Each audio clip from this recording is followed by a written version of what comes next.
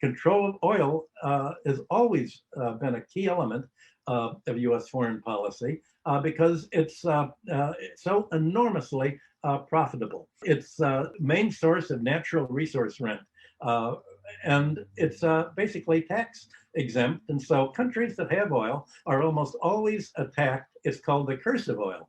You're attacked by America or England or France, and they grab the oil and they kill your political leaders and they put in their own puppets. And that's essentially what America's done, America is trying right now in Venezuela.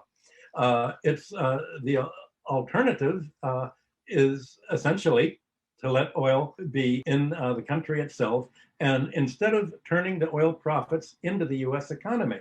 Now, I could get, there are many technical aspects of and legalistic aspects of oil in the American empire that really have to be looked at as a separate sector. Oil companies in America organize their oil wells and their production facilities in the Near East and elsewhere as branches, not as affiliates. It's not like they own a company that produces oil and pays taxes in these countries. An oil branch or a mining branch, its operations are consolidated into the parent company's balance sheet. So America, Shell Oil or Exxon, a depletion allowance for depleting foreign companies' oil. They don't have to pay any tax. As it happened in 1995, the Vietnam War was creating very heavy balance of payments drain on the United States, threatening the dollar's exchange rate. And so President Johnson, who had just replaced Kennedy, passed foreign investment control, voluntary investment controls. Voluntary means do it or we'll throw you in jail. And Johnson passed a rule saying that no country can increase its foreign investment by more than 5% over what it had the previous year. Well, that got the oil industry very upset. And they said, wait a minute, we're making so much money. We're the main support of the American balance of payments. The oil industry for a century had been dominated by John D. Rockefeller and his successors, and David Rockefeller, his grandson, was head of the Chase Manhattan Bank. So the oil industry went to David Rockefeller and said, can you calculate just how much money we're getting from abroad on our oil so that we can get exempt from all of the rules. So as it happened, I was the balance of payments economist for Chase Manhattan at that time. And David Rockefeller told me, well, we don't want our oil department to write the report because they think that, after all, they're the lobbyists for the oil company, but nobody knows about you. You're independent. We want you just to talk to all the oil companies. They've agreed to give you all of their internal documentation, and you can look at it all and you come up with the report. We think they're making a bonanza, but we don't know. Can you spend a year doing the research and finding out what's happening? So I began my research, and I went to Standard Oil of New Jersey, which was the big Rockefeller company, and I was looking through all the statistics. First of all, I began with the public balance of payment statistics, the Department of Commerce statistics, and I couldn't find any profits at all. I looked for oil profits from the Near Eastern countries. I looked for Europe, Latin America. I couldn't find any profits, and I went to their treasurer and I said, "Where are they?" And the treasurer said, "Oh, you didn't. There's something called at the very end of this whole column of countries. There's something called international." And I said, "Well, international, isn't that all these countries?" He said, "No, international means countries that aren't really countries. They're Libya and they're Panama and Lagos. They're countries that don't use foreign exchange currencies of their own. They use the US dollar. And they're where we have the flags of convenience. There are shipping companies." And he said, "What we do is, we don't want to have to pay Saudi Arabia or Iran or other countries much money for the income tax. So we sell the oil at a tiny, tiny little fraction, almost at the production cost, to our trading affiliates in Panama or Liberia or wherever, Liberia. And then the trading companies are in countries, Panama and Liberia don't have an income tax. So there's no income tax. They use the US dollar, so there's no foreign exchange risk. And then they sell this oil at a huge mark, such a high price to the refineries in Europe and North America, or to the final filling stations, that there are no profits to be shown in America. And so all the profits of the worldwide operations, production, refinery, distribution, are all made in these tax-exempt enclaves, Panama. When I looked at, okay, let's look at what the costs are. How much does America have to pay for the oil? Well, they said, for one thing, America only imports oil from its own companies. It won't import oil from other companies. It has to be from American-owned companies. And most of the cost of this producing Near Eastern and other oil, cost never leaves the United States. Most of it is absorbed in the profits that we make and that we declare from Liberia and et cetera, in Panama, or it's from US equipment, the oil machinery that is American made and that we export to our branches to dig the oil wells, or paid for management fees. And of course, we lend our affiliates money and our branches money, and this is all absorbed in interest that also is paid to the head office through our money lending affiliate. So actually, we only pay about 10 cents for every dollar worth of imported oil. And the 10 cents on the dollar that these countries get, they have to spend it on US arms as part of the defense contract. So America doesn't really pay a penny for the oil that it gets. It's all free, and that's why we really shouldn't have the government limit what we're doing abroad, because we're stripping their assets. We're getting rich off them.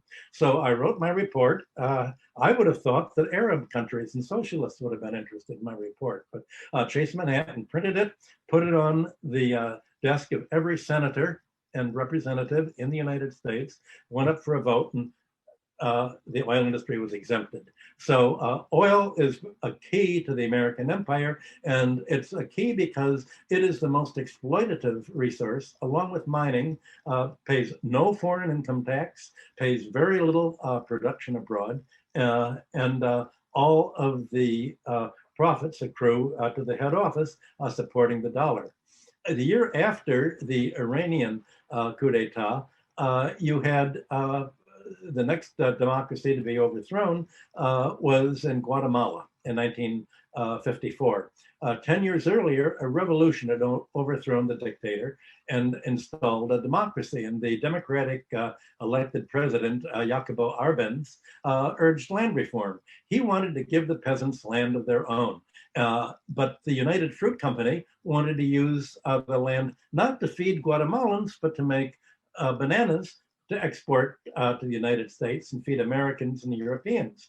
And the Dulles brothers said, any country that has land reform is anti-American and is going to go communist. So you have to prevent it. So America had a coup d'etat that brought dictatorship to Guatemala, just as it brought dictatorship under Pérez Jiménez to Venezuela, and overthrew the elected Brazilian government and other government. So essentially, the American empire, claiming to be the free world and democratic, is a string of military dictatorships as allies. And the main, just as it opposes foreign ownership of oil, unless the country agrees to send all the profits, invest in the United States, as Saudi Arabia does, land reform is opposed, not only because the US wants the land for its own plantation agriculture, like United Fruit or other foreign landowners, but it doesn't want countries to grow their own food because a basic element of America's trade surplus, that one of the few areas in surplus, is the farm sector. America's grain exports. So farm exports provide an enormous subsidy of the American empire. And it also, by making other countries dependent on American grain, you can starve them out if they do something you don't like. So in the 1950s, after Mao's revolution in China, America said, let's starve it out. Let's have a sanction. No country can export grain to China. We've got to starve them. Well, as you know, Canada broke the embargo and did export grain to China. the United States has been able to convince most countries to rely on U.S. grain and other essentials, so that America wants the ability to create havoc in other countries if they don't do what U.S. officials tell them to do. And the greatest threat to U.S. global strategy became the non-aligned movement that its leaders, 5 leaders, created in Belgrade, Yugoslavia in 1961. Each of these leaders was the first president of his country. Sukarno in Indonesia, Tito in Yugoslavia, Nasser in Egypt, and Nkrumah in Ghana, and Nehru in India. And the non-aligned meant trying to create a structure of world diplomacy and trade and finance that was independent of U.S. control. Well, obviously, the United States fought this. It wasn't jealous of these countries. It wasn't a fit of jealousy that made it want to overthrow it. It wanted to control them. And if it couldn't control them, to destroy them. So that's why the United States sought to isolate and overthrow their leaders. And the most distressing leader to American strategists was Sukarno in Indonesia. He'd led the resistance to the Dutch Empire in 1945, and in the mid-1950s, he'd negotiated with China and also became the largest recipient of Russian foreign aid alongside Cuba. And Indonesia had a very large Chinese population that played a major role in its financial and commercial economy, as it does throughout much of Asia. So the United States organized a bloody coup. It killed up to over 500,000 Chinese. It was a racist coup. It said all Chinese, potentially communist, they all have to be killed. And literally, I'm told by the witnesses, the rivers were red with blood. There was a mass ethnic genocide, and all of the American hatred that had been towards China since the 19th century was expressed in this, and America installed a vicious military dictatorship under General Suharto, very much as it had done in Guatemala and in Iran under Iran.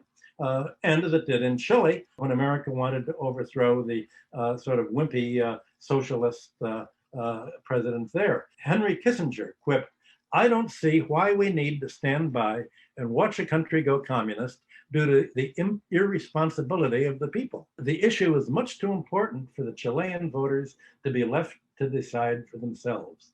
Well, that's what America means. America created democracy there by not letting the Chileans decide for themselves, but by putting in General Pinochet and start to install free market principles and organize Operation Condor to assassinate about a reported 60,000 labor leaders, progressive academics, land reformers, and liberation theology Christians throughout Latin America. There was a huge decade-long assassination program from Chile to Argentina to Brazil to Paraguay, all over Latin America. And all of that was to prevent other countries from going communist. And the upshot was a legacy that such as followed. Hillary Clinton overthrew Honduras's president Manuel Zelaya in 2009 when he sought to do something like what Guatemala had tried to do earlier. He tried to promote a modest land reform, and Clinton said any attempt at land reform is communism, it's socialism. Essentially, the American is describing prosperity for any other country as communist and socialist. Well, what better slogan can you have for communism or socialism than what America accused it of being? And of course, the great victory, everything changed pretty much. The character of the Cold War changed in 1991 when it was capped by convincing the USSR to follow neoliberal principles that the World Bank and IMF planners explained to it in a meeting in 1990 in Houston, Texas. They explained to Russian leaders how they could have shock therapy. It would wipe out the population. It would leave Russia with no money at all And then you give this population that's had its savings wiped out by hyperinflation, you give it vouchers and companies. It'll all be sold to a few oligarchs, and then they can buy the companies give the companies to themselves, and the former managers of the companies in Russia can and its satellites, the Baltics, can simply register the companies in their own name, and then they can sell it, part of their holdings, to Americans and Europeans to cash out and get their money abroad. And the looting of Russia was so great that Russia became the world's leading stock market in 1994, 95, 96. And it became a free-for-all of saying, well, the Russians aren't going to get a penny from their wealth. We're going to get it all from the Americans will buy out Russian oil companies, Russian minerals, nickel, Norilsk nickel, the public utilities, and essentially we can get money by, without conquering them militarily, we'll conquer them intellectually. We will convince them that this is the way to get rich. And of course, it was the way to get rich for kleptocrats. It was a way for the 1% or the 0.1% in Russia, the 7 bankers, they were called, to become billionaires and create a massive billionaires. And the Americans said, well, that's getting rich. And you're getting rich because you're selling your stocks to the Americans for US dollars, and you're using these dollars and sterling to buy big real estate in London, real estate in the United States. You're getting rich by moving your money out of Russia, leaving it sort of an empty shell. So for the American investors, the ruin of Russia was a financial success story. And it was followed by dismantling the industry and the self-reliance of the former Soviet republics. And as President George W. Bush, the younger Bush, declared in his State of the Union message in 2002, he set the stage for the invasion of Iraq in that speech. He said, quote, "By the grace of God, America won the Cold War.